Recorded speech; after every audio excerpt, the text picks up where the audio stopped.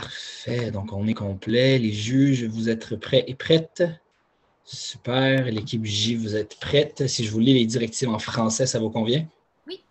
Oui. Donc, bonjour, bienvenue à la présentation du cas GRH de l'équipe J. Comme je l'ai dit, je vais vous lire les instructions de la présentation, puis les juges vont se présenter et ensuite, on va pouvoir enchaîner avec votre présentation. Donc, vous disposez aujourd'hui de 20 minutes afin de présenter votre solution au juge. Le temps va commencer à s'écouler dès que vous avez dit votre premier mot. Donc, j'attends votre premier mot pour appuyer sur Play sur le petit timer coucou que j'envoie à l'instant dans le chat, en fait, dans quelques secondes. Je vais l'envoyer juste après ça. Le jury ne peut pas vous interrompre pendant votre présentation, comme vous le savez, mais suite à votre présentation, ils vont bénéficier d'une période de questions de 5 minutes afin d'éclaircir certains éléments de votre présentation.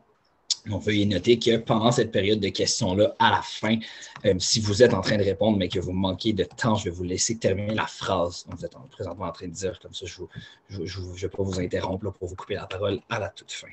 Donc, voici dans le chat le lien et je demanderai maintenant au juge de se présenter. Et bonjour, Félix Deschâtelet, président et cofondateur de Emma. Bonjour, Vincent Girard, directeur des opérations de Emma. Allô, moi c'est Cindy, je suis directrice des ventes chez Emma. Bonjour, je suis Nathalie, consultante en ressources humaines. Donc, les filles de l'équipe J, c'est quand vous voulez. Bonjour, j'espère que vous allez bien. C'est vraiment une belle coïncidence que nous nous rencontrons aujourd'hui parce qu'il y a de ça même pas quelques mois, j'ai dû magasiner une assurance vie. Je ne sais pas pour vous, mais en tant que nouvelle membre du monde des vrais adultes, à la seconde que j'entends le mot assurance, j'ai des petits frissons. Le mot assurance, ça fait comme un peu peur. On n'est jamais trop sûr de ce qu'on doit prendre, de quel prix qui est logique. Puis, pour rien vous cacher, il y a quand même vraiment beaucoup de clauses qui sont vraiment compliquées à comprendre quand c'est la première expérience. Je me suis retrouvée assise devant mon écran d'ordinateur à me demander si ça valait vraiment la peine. Puis, je vous entends déjà me dire à travers votre écran, « Ben oui, Ariane, ça vaut la peine, voyons, c'est une assurance vie. C'est littéralement pour assurer ta vie. » C'est pourquoi, quand notre équipe de consultantes a été approchée par l'entreprise Emma, j'ai été plus qu'enthousiaste de pouvoir m'informer sur ce sujet et de proposer des solutions pour répondre à vos questions. Donc, mon équipe composée de Pénélope, Bianca et moi-même, Ariane Desrochers, avons 3 mandats, en fait. Donc, premièrement, nous allons vous présenter les indices de performance et de productivité pour bien évaluer et gérer votre équipe de vente, en fait. Ensuite, le deuxième mandat, nous allons identifier les 3 priorités de ressources humaines à implanter au sein de l'entreprise. Et finalement, nous allons proposer une répartition des tâches de ressources humaines au sein de votre équipe de direction.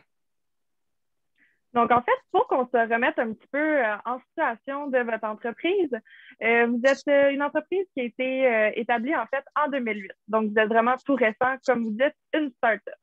Votre spécialité, si on veut, c'est vraiment que vous êtes complètement en ligne. Donc, vos services sont au goût du jour, si on veut, vu que vous êtes toutes par Internet. Votre entreprise, en fait, compte actuellement 10 employés qui sont soit à Québec ou à Montréal. De plus, en fait, Emma souhaite avoir une expansion. Donc, comme vous savez tous, vous voulez vous rendre, en fait, jusqu'au bout du Canada, donc dans l'Ouest. Actuellement, vous êtes établi, en fait, à Montréal, à Québec, en Ontario, mais vous aimeriez ça aller encore plus loin. Puis finalement, votre financement, on sait aussi que c'est à l'aide d'actionnaires que vous faites cela. Si on veut, on peut aller voir un petit peu plus vos stratégies d'affaires. Donc, on a pu cerner, en fait, là, que vous avez vraiment une stratégie de croissance. Vous êtes là pour augmenter le niveau aussi d'employés que vous avez dans l'entreprise afin de permettre de pouvoir prendre justement l'expansion territoriale. Donc, c'est vraiment une de vos stratégies principales présentement. Puis, vous avez aussi la stratégie de différenciation d'offres. Qu'est-ce que je veux dire par là? C'est que vous offrez en fait là, un produit qui est complètement en ligne. Donc, comme on sait, ce n'est pas toutes les compagnies d'assurance qui font ça en ce moment. Donc, oui, votre produit, ça reste des assurances. Vous n'êtes pas la seule entreprise qui le faisiez, mais vous avez réussi à faire ça totalement en ligne. On voit aussi que vos valeurs, là, comme mentionné, c'est vraiment de l'innovation, d'apprendre, puis l'esprit d'équipe, c'est quelque chose qui vous tient à cœur.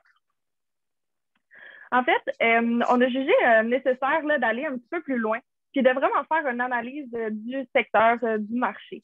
Donc, les menaces qui peuvent que vous pouvez faire face, en fait, là, c'est au niveau surtout de la réglementation. Donc, au niveau de la réglementation, on va avoir, dans le fond, c'est l'autorité des marchés financiers. C'est quelque chose que vous devez faire attention, tout ça qui est au Québec. Le fait, en fait, d'être une start-up aussi peut être un peu une menace. C'est-à-dire, c'est une jeune entreprise, il n'y a pas autant d'expérience que, admettons, Desjardins qui sont une plus vieille entreprise. Puis, comme toute compagnie, on a toujours de la concurrence. Par contre, on peut voir des opportunités qui s'offrent à vous. Donc, justement, vous en avez profité, là, en fait, avec une ouverture de marché, d'aller encore plus loin. Il y a aussi le vieillissement de la population. L'assurance vie, on le sait, c'est quand on a une difficulté quelconque. Donc, c'est surtout les personnes qui commencent à être de plus en plus âgées qui s'intéressent à avoir cette assurance-là. C'est quand même très innovateur, le fait que vous êtes une compagnie qui est jeune, qui est complètement en ligne. Puis, surprenamment, en fait, la pandémie, on a vu ça comme une opportunité pour vous. Les gens réalisent, en fait, que c'est important d'avoir une assurance vie. Donc, ça a vraiment été une opportunité, en fait, là, que les gens ont pu commencer à regarder ces assurances-là. Au niveau un petit peu plus interne, donc au niveau des RH, quelques faiblesses qu'on a pu cibler, c'est vraiment au niveau un petit peu de la décentralisation là, de l'information RH. Donc, elle se retrouve un petit peu à travers les employés.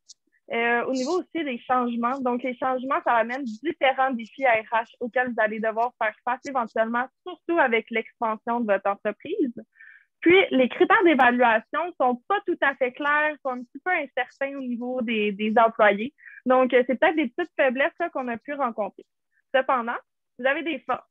C'est sûr qu'il y a la force, vous avez l'ouverture d'esprit. L'ouverture d'esprit, qu'est-ce qu'on veut dire par là? C'est que vous ciblez aussi beaucoup, exemple, les femmes enceintes, c'est des gens qui ont de la misère à avoir l'assurance vie. Vous les encadrez bien. Au niveau des conditions de travail, vous offrez des horaires qui sont flexibles, une bonne rémunération, du télétravail. Il y a aussi le rachat d'actions. Votre travail d'équipe, c'est une de vos forces. Vous axez beaucoup là-dessus. Puis, au niveau de la communication, vous utilisez même 2 plateformes de communication, c'est-à-dire Slack et Notion. Donc, suite à l'analyse de l'entreprise, nous avons pu cibler en fait les problématiques suivantes. Donc, premièrement, les critères de performance, ils permettent difficilement en fait d'évaluer les différents employés au sein de l'entreprise, ainsi qu'il y a une complexité d'atteinte à l'information des ressources humaines. Donc, c'est difficile d'avoir l'information, c'est un petit peu mêlant en fait de savoir à qui demander et où aller la chercher, ainsi que vous avez en fait une nécessité de recruter quand même assez rapidement, d'avoir des nouveaux employés. Donc, les enjeux de ressources humaines que nous allons adresser sont premièrement l'accompagnement, accompagner en fait le changement organisationnel.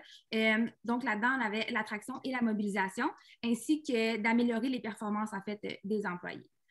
Donc, suite à si vous ne connaissez pas ces enjeux, vous allez pouvoir constater, premièrement, une difficulté à l'attraction des nouveaux employés. Ensuite, ça va venir avec une baisse de la mobilisation, une diminution des performances, une augmentation de l'insatisfaction de la clientèle. Tout ça, ça va amener à l'obtention moins probable, en fait, d'avoir du financement de partenaires et malheureusement une baisse du chiffre d'affaires. Donc, suite à cette analyse de l'entreprise, nous allons continuer en vous proposant les solutions à court, moyen et long terme pour adresser les enjeux vus précédemment.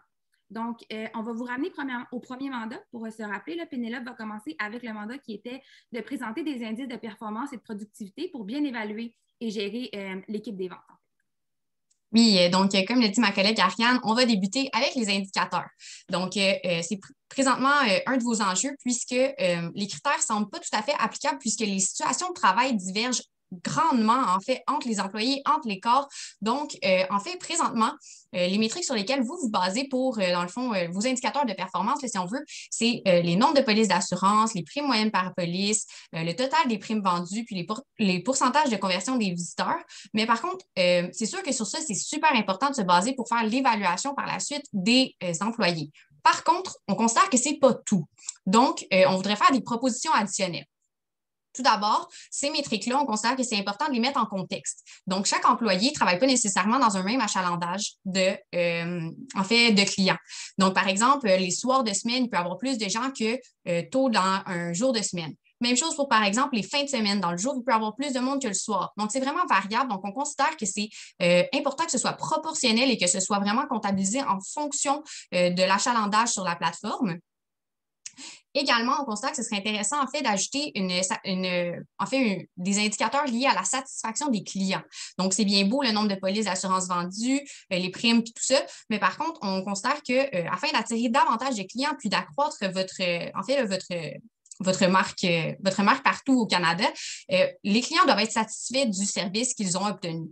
Donc, en fait, ce qu'on vous conseille, c'est d'instaurer tout simplement un système d'évaluation par les clients qui se passerait dans le clavardage, dans le fond, juste avant la signature finale du contrat. Donc, de cette manière-là, c'est pas que ça l'obligerait les clients, mais ça permettrait de s'assurer qu'ils puissent bien répondre dans le fond, au sondage de satisfaction, puis que ça ne passe pas juste dans le beurre, si je pourrais dire, comme la majorité des sondages faits auprès des clients. Également, on vous conseillerait d'ajouter, en fait, pour pouvoir vraiment venir mesurer la satisfaction, d'ajouter un client mystère. Ce client mystère-là pourrait avoir des discussions avec vos différents, justement, vendeurs de polices d'assurance par le clavardage. Donc, c'est assez facile, surtout dans cette situation-ci, parce que les gens n'ont vraiment aucun moyen, si on veut, de deviner. Donc, leur poser des questions et tout ça, afin de tester justement, si on veut, l'habileté de vos vendeurs, puis leur bon service, en fait, offert. Puis, cette mesure-là, en fait, là, ça va permettre de venir jouer sur la mobilisation de vos employés, puis leur performance également. Parce que lorsqu'on sait qu'on est évalué, on essaye en général d'améliorer nos performances. Oui, donc, suite au premier mandat expliqué par Pénélope, nous allons passer avec le deuxième, qui était d'identifier les 3 priorités ressources humaines, en fait, à implanter au sein de l'entreprise. Donc, pour poursuivre, en fait, au niveau des pratiques ressources humaines, nous, on a considéré qu'au niveau de la dotation, c'était un enjeu qui était adressé puisque, on l'a dit, vous êtes en croissance, il y a une grande ouverture au niveau du marché, donc il y a une ouverture, en fait, vers les assurances-vie. Donc, il faut adresser cette clientèle-là. Pour ce faire, vous avez besoin de grandir vos équipes, de croître. Donc, il faudrait revoir le profil stratégique que vous recherchez. Donc là, puisque vous êtes en expansion, on considère que c'est le moment de le faire, de s'assurer que les employés que vous voulez engager sont en concordance avec vos valeurs. Donc, vous visez le travail d'équipe, vous visez la communication. Alors, ce serait vraiment de venir revoir en fait là, vos descriptions de poste, tout simplement pour vous assurer que ça concorde avec ce que vous voulez toujours dans le futur, dans le fond, là, vraiment aller chercher, si on veut, les compétences du futur. Ainsi que, dans le fond, ça pourrait être effectué par une décision commune là, par tout le comité de gestion, là, donc vous-même, le jury. Puis, ça permettrait d'accompagner, dans le fond, l'enjeu du changement.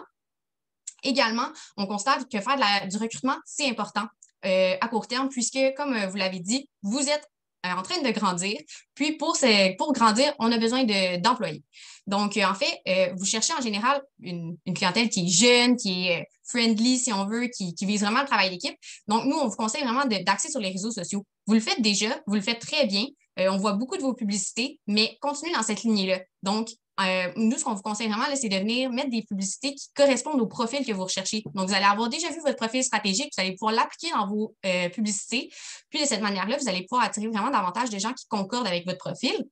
Puis, dans le fond, ces offres-là pourraient être également mises sur des groupes, par exemple, Facebook, d'étudiants anglophones, autant des cégeps que des universités. Donc, de cette manière-là, vous allez pouvoir attirer également une clientèle anglophone. Mais ce n'est pas tous qui sont anglophones. Vous cherchez en général des personnes qui sont bilingues. Donc, vous pouvez vraiment l'ouvrir à n'importe qui, en fait, là, qui a une bonne connaissance des langues. Puis, en fait, le gros avantage là, avec votre organisation du travail, c'est que puisque vous êtes en télétravail majoritairement, même 100%, si on pourrait dire, vous pouvez, même si vous agrandissez, par exemple, en Ontario, peu importe, la localisation du staff, si on veut, a moins d'importance. Donc, vous avez vraiment accès à un plus grand bassin d'employés. Donc, c'est un gros avantage pour vous. Puis, on vous conseille vraiment d'axer sur ça. Donc, ça pourrait être vraiment géré, en fait, par le responsable marketing en collaboration avec le gestionnaire responsable. Ça, c'est un petit aspect qu'on va vous expliquer un peu plus tard. Puis ça va pouvoir, dans le fond, adresser l'enjeu de l'attraction. En fait, une autre des pratiques prioritaires pour nous, c'est la santé et sécurité au travail. Je suis certaine que vous ne voulez pas que vos employés commencent à utiliser leur assurance invalidité. Donc, il faut s'assurer vraiment d'avoir une santé et sécurité au travail qui est hors pair. Premièrement, avec un comité d'amélioration continue, on permettrait d'avoir de la prévention qui serait faite. Donc, au niveau surtout justement ergonomique, donc on le sait tous, on est tous assis sur nos chaises à longueur de journée avec la pandémie et tout ça. Donc, si vous voulez garder le télétravail, c'est quelque chose qui est vraiment à considérer. Puis, au niveau de la santé mentale aussi, on le voit sur les réseaux, c'est un enjeu extrêmement important en ce moment. Donc, en fait, avec un comité paritaire de gestionnaires employés, ce serait eux qui s'occuperaient de ce comité d'amélioration-là pour jouer, en fait, justement sur l'enjeu de l'accompagnement du changement puis de l'amélioration de la performance. Parce qu'on le sait, si on a une bonne santé mentale, bonne santé physique, c'est sûr que ça a un impact sur la performance. En fait, deuxièmement, on a aussi des discussions. Donc, surtout que vous avez l'application Slack que vous utilisez, on peut aussi bien en profiter, en fait, là, pour justement avoir une ouverture, puis que les employés puissent faire des discussions sur santé et sécurité au travail, qui ont des trucs à se donner entre eux. En fait, ça peut même être entre gestionnaires employés, donc vraiment d'intégrer les différents paliers dans l'entreprise. Puis, comme je disais, sur la plateforme Slack, serait vraiment l'endroit idéal pour faire ça. La présence du comité d'amélioration continue, en fait, serait de mise pour pouvoir encore plus aider ces gens-là. Donc, c'est sûr que ça peut être des rencontres, pas nécessairement qui sont cédulées ou quelque chose comme ça, mais c'est important d'avoir quelqu'un qui en parle, qui discute pour être sûr que les employés soient bien. Donc, en fait, le gestionnaire responsable s'occuperait aussi de ça. Puis, c'est sûr que ça va jouer sur l'attraction et la mobilisation. Également. Dans le fond, une autre pratique, en fait, notre dernière pratique sur laquelle on vous conseille vraiment d'axer, c'est sur la rémunération. En fait, là, tout ça, c'est vraiment plus au niveau du fait que vous êtes en train de grandir. Vous voulez que vos employés qui sont là restent et vous voulez en attirer des nouveaux. Donc, c'est important d'agir sur ça. Puis, en fait, là, vous l'avez mentionné, en ce moment, vous cherchez un peu à faire un programme de boni ou de primes, mais cependant, individuel, ça semble plus ou moins concordé avec vos valeurs. Donc, nous, en fait, on vous apporte une solution d'équipe. Donc, ce serait le programme Emma ton équipe. Donc, ce serait un pointage qui serait offert, en fait, là, mensuellement en fonction des indicateurs de performance. Donc, par exemple, je vous mets en situation, là, par exemple, un employé vend plusieurs primes dans son mois. Chaque prime, en fait, lui donne accès à un certain nombre de points. Lorsqu'il accumule ces points, à fin du mois, on comptabilise les points de l'ensemble de l'équipe de travailleurs. Donc, par exemple, si en ce moment, vous avez 10 travailleurs, on comptabilise les 10 travailleurs. Puis lorsqu'ils atteignent certains seuils, ils ont droit à différentes banques de récompenses. Donc, par exemple, si on a 200 points, on a le droit à une activité, par exemple, une soirée de jeux de société, puis chaque personne reçoit un petit cadeau par la poste à la maison, style un petit souper ou peu importe. Ensuite de ça, sinon, il peut y avoir différents types d'activités, là, justement, selon les niveaux. Là. Fait que ça peut être après ça des shows d'humour qui viennent, par exemple, faire une petite présentation en virtuel, des choses comme ça. On sait que c'est bien populaire en ce moment. Donc, ce programme-là, en fait, là, ça permettrait de motiver les troupes, mais de manière vraiment collective, sans nécessairement donner un montant. Donc, vraiment, là, pour en plus favoriser le team building, là, si on veut, là, puis les rendre plus près les uns des autres. Donc, ça va agir sur la mobilisation de vos employés. Également, vous faites déjà, dans le fond, un programme où les employés peuvent, en fait, avoir de l'achat d'actions. Mais nous, on vous considère également de faire un programme de participation aux bénéfices. Donc, cette participation-là aux bénéfices, en fait, là, ce serait selon le seuil de dépassement de vos objectifs. Donc, vous êtes en croissance, vous visez plus haut, montrez-le en le montrant à vos employés. Ils vont vouloir également se dépasser puis atteindre le meilleur seuil, en fait, pour qu'eux aussi puissent en profiter. Donc, c'est vraiment ça qu'on veut leur montrer, puis qui permettrait, dans le fond, là, vraiment de les motiver puis de tenter d'améliorer leur performance. On sait, l'argent, c'est pas tout pour motiver. On sait que c'est pas simplement sur ça qu'on se base pour la performance, mais vous cherchez un programme de prime, on considère que ce serait assez intéressant pour les employés, en plus du programme qui est collectif. Également, dans le fond, au niveau plus de la rémunération indirecte, si on peut dire, pour les nouveaux employés, là, fait vraiment pour attirer et mobiliser, on vous conseille en fait de faire un programme de choix d'horaire. Donc, présentement, là, vous avez vraiment une grande flexibilité. Là. Donc, vous offrez des horaires de jour, des horaires de soir. Les gens font une fin de semaine sur 2, par exemple. Ensuite, ils séparent les chiffres de soir. Par contre, on vous conseille en fait de faire plutôt un programme où les employés peuvent choisir d'eux-mêmes les corps qu'ils préfèrent. Puis, si cela comble tous les employés, en fait, ce serait l'idéal. Donc, par exemple, quelqu'un qui veut travailler seulement les week-ends, ça vous permettra, en fait, d'aller chercher, par exemple, des étudiants. Donc, des étudiants qui ont déjà leur diplôme collégial, mais qui sont en train de finir leur baccalauréat. Ou bien, tu sais, vraiment, d'aller chercher une plus vaste clientèle, en fait, de plus vastes effectifs. Puis, même chose, exemple, pour des gens qui voudraient faire de la conciliation travail-famille. Donc, on le voit dans vos valeurs, vous voulez viser la diversification. Pour vous, justement, les femmes qui ont plusieurs enfants, tout ça, c'est bon de les prendre en compte, mais on considère que ce serait bon de les prendre en compte également dans vos employés. Puis ça, ce serait le gestionnaire responsable qui en prendrait charge. On va revenir sur ce point-là. Donc, comme j'ai dit, ça va agir sur l'attraction et la mobilisation. Donc, pour le troisième mandat, c'était de proposer en fait une répartition des tâches RH au sein de l'équipe de direction. Donc, en fait, là, pour ça, là, c'est vraiment parce que nous, on considère que c'est important de centraliser une certaine partie dans le fond, des ressources humaines. Donc, on vous conseille, en fait, que chaque groupe de gestionnaires ait certaines, dans le fond, spécialités. Donc, par exemple, une personne qui utilise la rémunération, une personne SST, une personne de l'évaluation. Donc, de cette manière-là, on garde la décentralisation, mais on centralise l'information à une seule personne. Également, on voudrait que ce soit disponible dans votre application Notion. Donc, de cette manière-là, les employés vont pouvoir se référer directement à une seule application. Ils n'auront pas à passer par plusieurs personnes pour justement obtenir l'information. Il va pouvoir y avoir des Q&A, puis dans le fond, obtenir une réponse directement de la direction sur ça. Également, vous pourriez faire des réunions thématiques sur votre plateforme Slack. Donc, faire des différentes formations liées, par exemple, à l'importance d'un bon climat de travail, la rémunération en bref, les évaluations, c'est quoi, donc vous présenter les critères et tout ça. Donc, si on regarde l'échéancier, ici, on peut voir que les indicateurs, le profil stratégique ainsi que le recrutement vont être à court terme, le comité d'amélioration et la discussion à moyen terme. Ensuite de ça, tout ce qui est rémunération à long terme et les RH dans la notion à court terme. Ensuite de ça, les gains financiers, pour les investissements, ça va être un total de 14 200 $. Donc, pour terminer, merci beaucoup d'avoir écouté notre présentation. Et oui, je vous rassure, tout de suite, grâce à Emma, j'ai pu comprendre à quoi ça servait une assurance vie. Je suis fière de vous informer que depuis maintenant 6 jours et 9 heures, ma vie est officiellement assurée. Et je vais m'assurer que mes amis, nouvellement membres du comité des nouveaux adultes, fassent de même. Merci beaucoup. Bonne soirée. Donc, pour la période de questions, j'envoie à l'instant même le coucou pour se timer avec ça. Et puis, ça sera à vous, les juges, de commencer quand vous êtes prêts.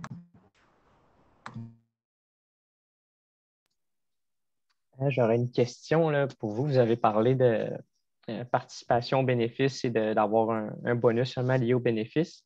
Dans un contexte de start-up où la rentabilité et les profits ne sont pas nécessairement la priorité par rapport à la croissance, comment appliqueriez-vous cette mesure-là dans notre réalité finalement?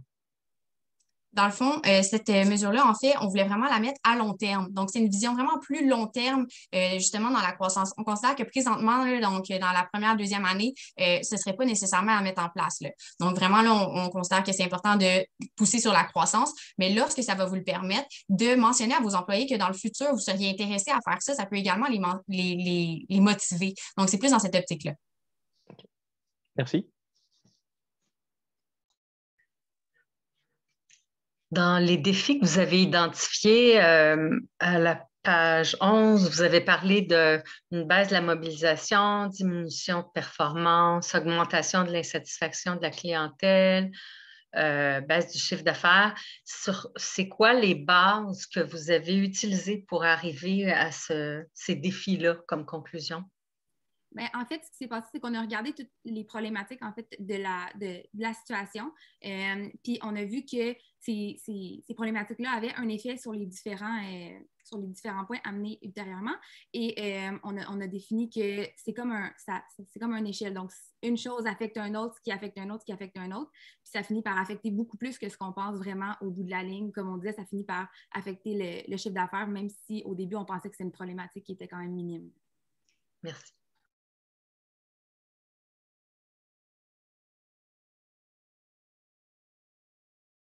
Est-ce qu'il y avait d'autres questions de la part du juge? Oui, ben, vous avez manqué de temps un peu pour votre budget, donc j'aimerais en apprendre plus là, sur cette section-là de votre présentation, peut-être. Je vais y aller à ce moment-là, juste revenir. Oui, merci. Donc, en fait, justement, le budget, c'est vraiment quelque chose qu'on a fait en fonction là, d'une entreprise qui n'a pas nécessairement tous les moyens. Donc, c'est pour ça qu'on a quand même réussi à trouver des solutions qui sont à faible coût. Où qu'on veut mettre de l'argent, ou il est à mettre de l'argent, en fait, ça serait au niveau du recrutement. C'est sûr que des fois, il faut payer pour mettre sur les réseaux sociaux si on veut que ce soit encore plus visible. Donc, c'est pour ça qu'on a mis un 200 $. Sinon, ensuite, là, le programme Emma à ton équipe, le 9 000 $, c'est vraiment pour les récompenses remises aux employés. Puis ça, c'est pour l'année. Donc, c'est annuel, ce 9 000 $-là. Donc, on a calculé comme quand vous allez avoir 25 employés, donc vraiment au maximum. Si on donne 30 $ environ par mois, s'ils atteignent les objectifs avec le pointage, ça nous donnerait un 9 000. Puis, la participation au bénéfice, là, c'est tout dépendant justement des bénéfices de l'entreprise. On a mis environ 5 000 $. Parfait. Merci pour les détails.